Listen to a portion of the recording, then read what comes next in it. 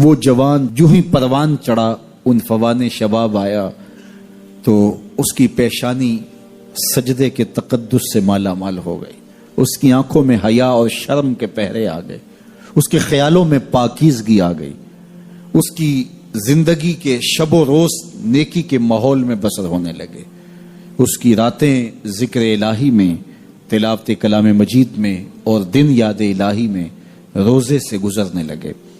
وہ جوان جس کی جوانی اللہ کی عبادت میں گزری، کیونکہ جوانی اگر عبادت میں گزر گئی تو بڑھاپا تو پر نور ہے ہی ہے۔ سب سے مشکل مرحلہ زندگی کا جوانی کا ہے۔ شیطان زیادہ ورغلاتا ہے کسی شخص کو جب وہ جوانی کے مرحلوں سے گزر رہا ہوتا ہے۔ تو جس کی جوانی خیریت کے ساتھ گزر گئی اور اس نے اپنی جوانی کے تقدس کو محفوظ رکھ کے منزل تک پہنچا لیا، اپنی عصمت کے جوہر کی حفاظت کی، اپنی آبرو کو لٹنے نہیں دیا، اپنی آنکھوں کی شرم و حیا پر پہرے بٹھائے اور آنکھ کو برباد نہیں ہونے دیا اور اپنی زندگی کے تقدس کا پہرا دیا، تو جو جوان اپنی جوانی کو خیریت کے ساتھ گزار گیا۔ کسی نے کہا تھا نا، کتاب زیست کا ایک اور باب ختم ہوا، شباب ختم ہوا، ایک عذاب ختم ہوا۔ تو جوانی جس کی منزل تک پہنچ گئی خیریت کے ساتھ، عافیت کے سائے میں، مشکل تو بڑا ہے جوانی کو منزل تک لے جانا، خیریت کے ساتھ، داغدار نہ ہونے دینا، جوانی کے تقدس کو رسوا نہ ہونے دینا، عصمت کے جوہر پہ کالک نہ لگنے دینا، خواہشات کو غالب نہ آنے دینا۔ آسان کام تو نہیں ہے، مشکل کام ہے، لیکن اگر کوئی مشکل کاٹ گیا، جوانی کے تھوڑے سے ایام میں گزار گیا۔ اللہ اکبر۔ حضرت شیخ ختلی کہتے ہیں، داتا گنج بخش علی حجویری علیہ رحمہ کے مرشد ہیں، الدنیا یوم ولنا فیہا صوم۔ وہ کہتے ہیں دنیا ایک دن ہے، ہم روزہ رکھ کے گزار رہے ہیں۔ تو روزہ رکھ کے سارا دن گزر ہی جاتا ہے، دوپہر بھی آتی ہے گزر جاتی ہے، اور عصر کا وقت بھی آتا ہے گزر جاتا ہے، کھانے کا وقت بھی آتا ہے، چائے کا وقت بھی آتا ہے، سب کچھ ہوتا ہے لیکن گزر جاتا ہے، افطار تک بندہ پہنچ جاتا ہے۔ جس نے زندگی روزے کی طرح گزار دی، جس نے جوانی روزہ رکھ کے گزار دی، خواہشات کو بے قابو نہیں ہونے دیا، مشکل کام تھا لیکن اس نے مشکل کام کر دکھایا۔ اجر کتنا بڑا ہے، سنیے اللہ کے محبوب کی زبان سے سنیے۔ حضور نے ارشاد فرمایا جو سید ابو ہریرہ کے ذریعے سے ہمارے تک پہنچا، فرمایا قیامت کے دن جب سورج کا رخ سیدھا ہوگا، زمین تانبے کی ہوگی، لوگ پسینے میں شرابور ہوں گے، کوئی ٹخنوں تک پسینے میں، کوئی گھٹنوں تک، کوئی کمر تک، کسی کو پسینے کی لگام دی جائے گی، اور وہ پسینہ ایسے نہیں ہوگا جس طرح یہ پسینہ ہے، اتنا گرم ہوگا۔ ابن رجب حنبلی کہتے ہیں اس پسینے کا ایک قطرہ اگر احد پہاڑ پہ ڈال دیا جائے تو وہ پگھل جائے، اتنا گرم ہوگا، بدبودار اتنا ہوگا، ایک قطرہ دنیا پہ ڈال دیا جائے، انسان کیا جانوروں کے دماغ بھی پھٹ جائیں، اس پسینے میں لوگ شرابور ہوں گے۔ لیکن جس نے اپنی جوانی کو عافیت سے گزارا ہوگا، کل قیامت کے دن جب کوئی سایہ نہیں ہوگا، اللہ اس جوان پر اپنے عرش کا ٹھنڈا سایہ عطا فرمائے۔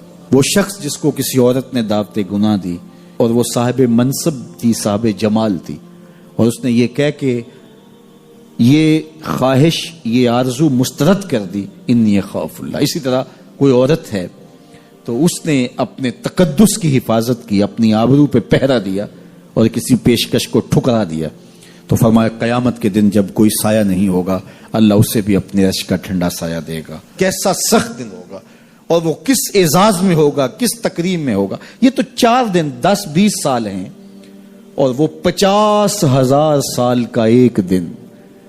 پھر اس کو اللہ کا شکر ادا کرنا ہوگا کہ اللہ تو نے کتنا کرم کیا میرے اوپر کہ میری جوانی خیریت اور عافیت سے گزری، اور آج اس کا تو کتنے سخت عذاب آئے، لیکن اس امت پر عذاب استیصال نہیں آئے گا، لیکن چھوٹے چھوٹے جھٹکے عذاب کے انہیں پہنچتے رہیں گے۔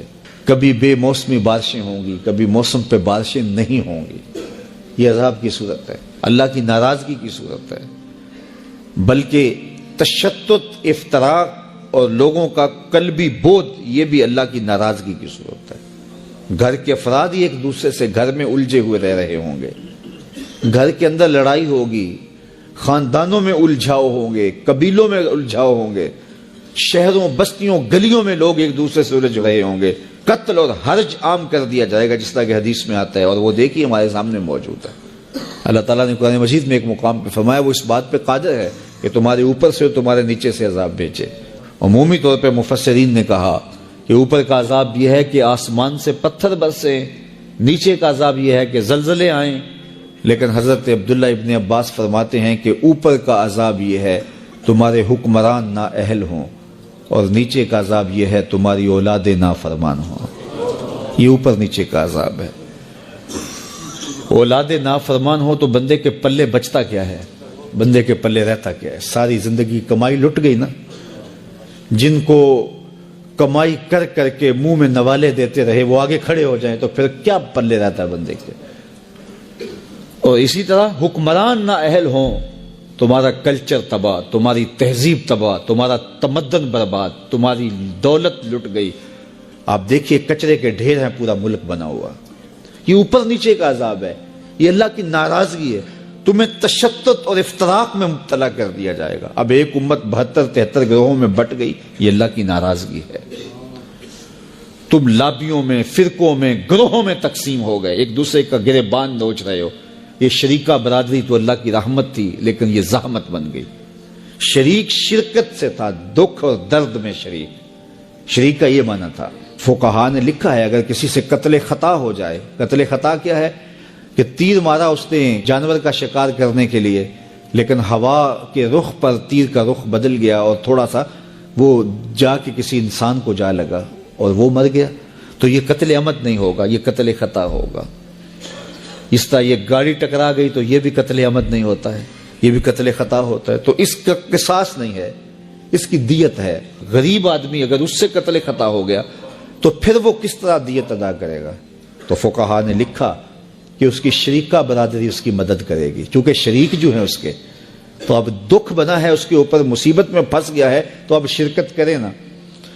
تو یہ شریکہ برادری ہے۔ شریکہ برادری رحمت تھی، اوکھے ویلے کام آنے والی تھی، لیکن یہ اللہ کا ایسا عذاب بن گیا کہ بیٹی کی شادی ہے اور شریکہ برادری طاق میں بیٹھی ہوئی ہے کہ کھانا کم پڑے اور ہم تماشا بنائیں۔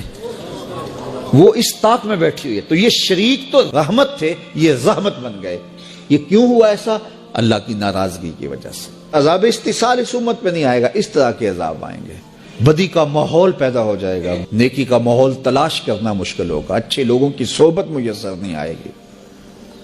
اور آج دیکھ لیجئے کہ آج ہم اگر ڈھونڈنے نکلے تو سالے ماحول میسر ہی نہیں آتے ہیں۔